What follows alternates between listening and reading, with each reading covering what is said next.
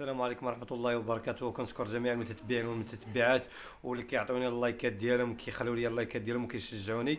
والمهم باش ما نطولش عليكم الخوت، اجي نلتحقوا بالجماهير الودادية في ملعب امير مولاي عبد الله ونشوفوا الجماهير ونشوفوا اراء الجماهير ان شاء الله، ونتمنوا الفوز للوداد البيضاوي ان شاء الله بهذه النسخة، هذه نسخة كأس العالم للأندية ان شاء الله.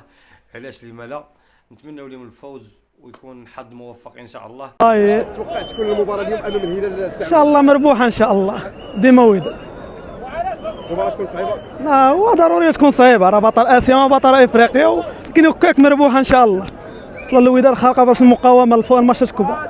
السلام عليكم. حنا ان شاء الله دابا في الرباط جايين تابعين الحمراء اللي كيعرفها العالم كامل، الحمراء ديال العالم ديال الامه ديال الشعب، جايين اليوم الرباح ان شاء الله. هذا واحد الكلاش لدوك الناس اللي ما حبوناش، اللي ما كحبوناش، من اللي حبونا على راسنا من الفوق، وديما وداد. وان شاء الله اليوم الرباح والفينال مع الريال مدريد ان شاء الله.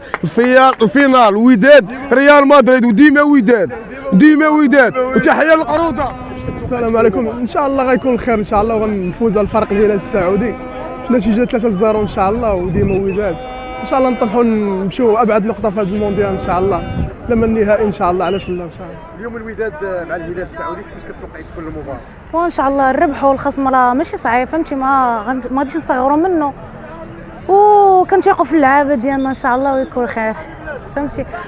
وكنطلبوا منهم يتقاتلوا معنا. كتشوف شحال ديال الناس بنادم كنخلي خدمتهم، مخلي كلشي باش يجي يتفرج، كنتمنوا منهم يتقاتلوا معنا وديما